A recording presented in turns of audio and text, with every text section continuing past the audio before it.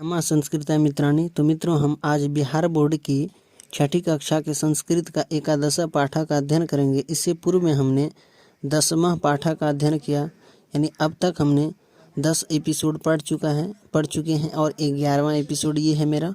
तो हम आज एकादश पाठा का अध्ययन करेंगे और इसमें प्रश्नोत्तरी भी देखेंगे और इसके अर्थ को भी जानेंगे। और ये जो है एकादश पाठा यानी 11वां अध्याय है। तो ये है गंगा नदी। गंगा एक नदी है, ये भारत की पवित्र नदी है। इसके बारे में हम लोग आज अध्ययन करेंगे। तो चलिए इसको हम पढ़ते हैं और इसका अर्थ भी जानेंगे। गंगा भारतवर्षस्य पवित्रतमा नदी वर्तते। गंगा भारत की सबसे पवित्र नदी मानी जाती है। इयं हिमालयस्य गौमुख स्थानात् प्रभवति। यह हिमालय के गौमुख स्थान से निकलती है। बंगोपसागरे गंगा सागर नाम के स्थाने इयं सागर जलेन मिलती। ये जो है बंगाल की खाड़ी में गंगा सागर नामक स्थान में यह सागर जो है समुद्र के जल में मिल जाता है, समुद्र के जल से मिल जाता है। गंगा तटे बहुनि नगराणि सन्ति। गंगा के तट पर गंगा के किनारे में बहुत सारे नगर हैं। अस्माकं बिहारस्य राजधानी पाटलिपुत्रम अपि गंगायाः तटे स्थितम् अस्ति। हमारे बिहार की राजधानी पटना भी गंगा नदी के तट पर ही स्थित है। गंगा जलम अति पवित्रम भवति। गंगा जल बहुत ही पवित्र होता है। इसके जलेन धार्मिकम कार्यम भवति। इसके जल के द्वारा धार्मिक कार्य होता है।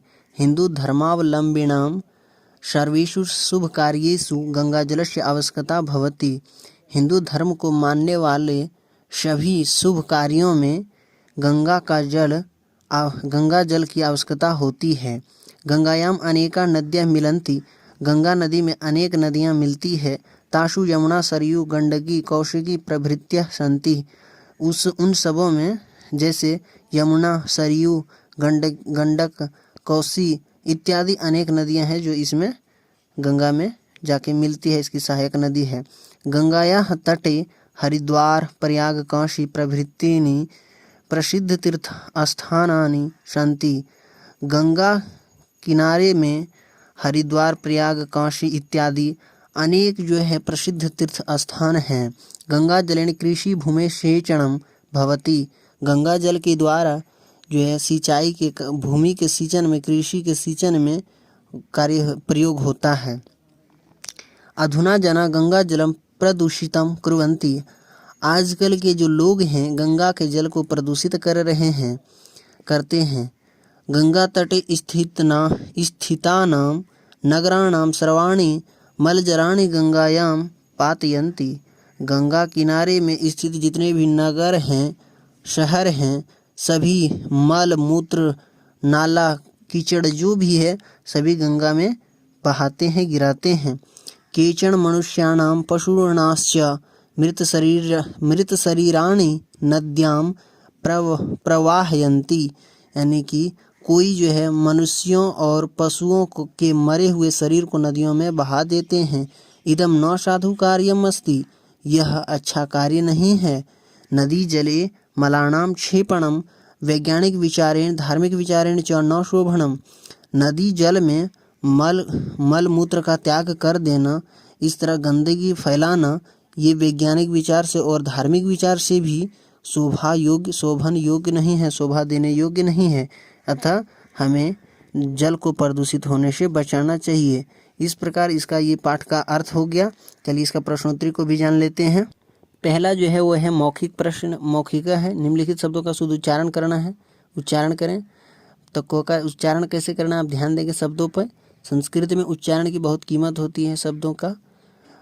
गंगाया गंगायाम गंगया, लताया लतायाम लतया, सीताया सीतायाम सीतया, अयोध्यायाः अयोध्यायाम अयोध्यायाः अयोध्याया, गीतायाः गीतायाम गीतया। ख का है, उसका उच्चारण कैसे करना चलिए देख लेते हैं। जलम जलेन जलात, फलम फलेन फलात, दुग्धम दुग्धेन दुग्धात, ग्रामम ग्रामीण ग्रामात, विद्यालयम विद्यालयेन विद्यालयात। ये हो गया आपका उच्चारण का। अब आगे है दूसरा प्रश्न है, यानी कोष्ठ में दिए गए शब्दों में से तृतीय विभक्ति का रूप देकर रिक्त स्थानों को भरें। यानी कि जो ब्रैकेट में दिया गया है शब्द सभी, इन सभी में जो है हमको तृतीय विभक्ति का प्रयोग करके ये खाली स्थान में भरना है। जैसे कि यहाँ सीता डैश था तो यहाँ राम में रामायण लगा दिया, यानी तृतीय विभक्ति का प्रयोग करके यहाँ पे भर दिया राम के साथ। तो उसी प्रकार हम लोगों को इन सब में तृतीय विभक्ति का प्रयोग करके यहाँ पे भरना है। चलिए इसका सही उत्तर जान लेते क्या होगा। तो आप 2 का को में भर देंगे मोहनेन सोहनेन भर देंगे, मोहना सोहनेन सह विद्यालयम गच्छति, यानी कि सोहनेन भरा जाएगा सोहन का। ठीक है, इसके बाद आपको भरना है सीतया ख में, ग में भरना है गीतया, घ में कलमेन हो जाएगा, अंगों में मित्रण, ये हो जाएगा सभी का तृतीय विभक्ति का रूप। अब आगे है तीसरा प्रश्न है सुमेलित करें, यानी मिलान करना है। कृषक का अर्थ होता है किसान, किसान का कार्य होता है कृषि कार्यम करोति, खेती का काम करना। इसके बाद छात्र है, छात्र का हो जाएगा छात्रः पठति, यानी विद्यार्थी पढ़ता है, छात्र पढ़ता है। चिकित्सक यानी डॉक्टर, चिकित्सका का अर्थ हो गया उपचारम करोति, उपचार करते हैं। इसके बाद है गंगा, गंगा प्रवहति, यानी गंगा बहती है। विद्यालयस्य भवनम, विद्यालय का भवन। तो इस प्रकार आप तीसरा का मिलान कर लेंगे, वीडियो रोक कर लिख लिया अथवा स्क्रीनशॉट ले सकते हैं।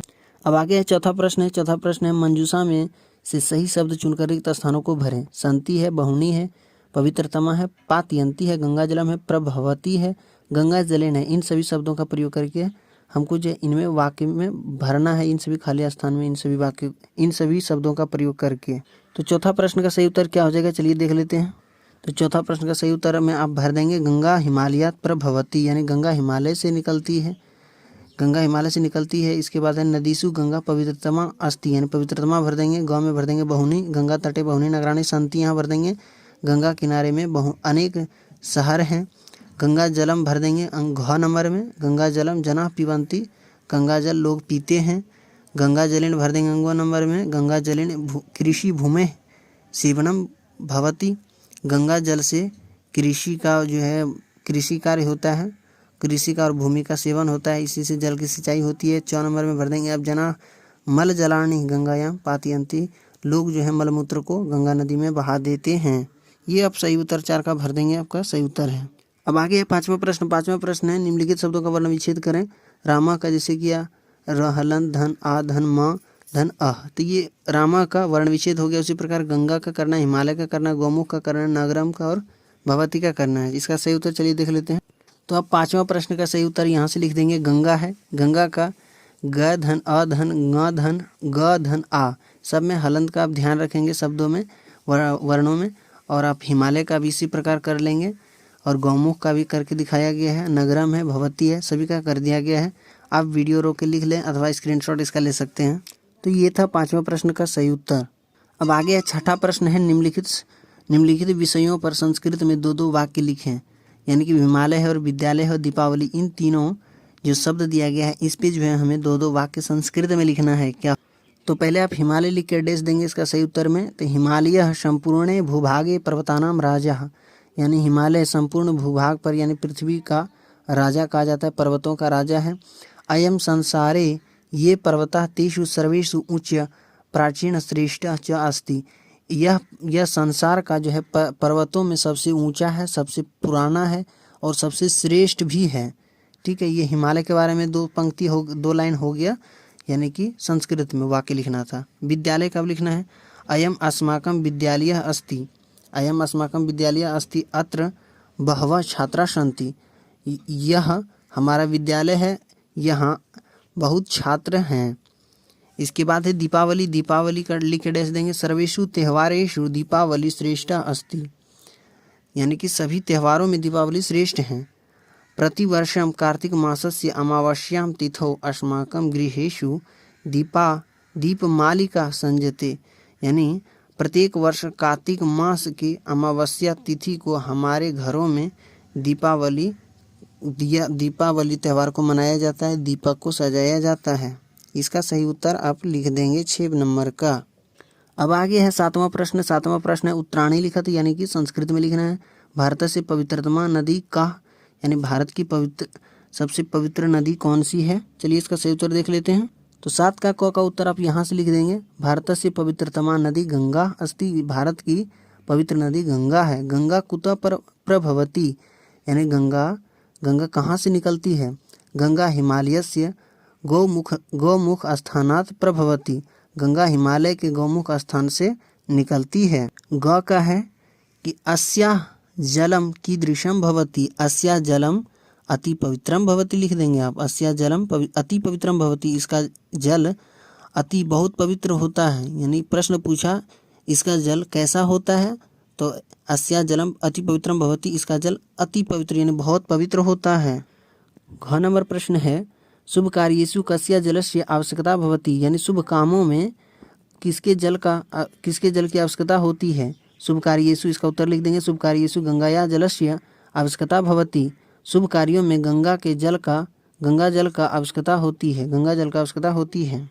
अंगो नंबर प्रश्न है अधुना जना गंगा जलम किम कुर्वन्ति, आजकल के जो लोग हैं गंगा जल को क्या कर रहे हैं? अधुना जना गंगा जलम प्रदूषितम कुर्वन्ति, आजकल के लोग जो है गंगा जल को प्रदूषित कर रहे हैं। तो इस प्रकार हमने जो है एकादश पाठ का संपूर्ण का अध्ययन किया और इसका प्रश्नोत्तरी भी देख लिया, और इस प्रकार जो है एकादश पाठ की समाप्ति हो जाती है। और जो पिछले एपिसोड नहीं पढ़े हैं वो जाके हमारे चैनल पे पढ़ सकते हैं।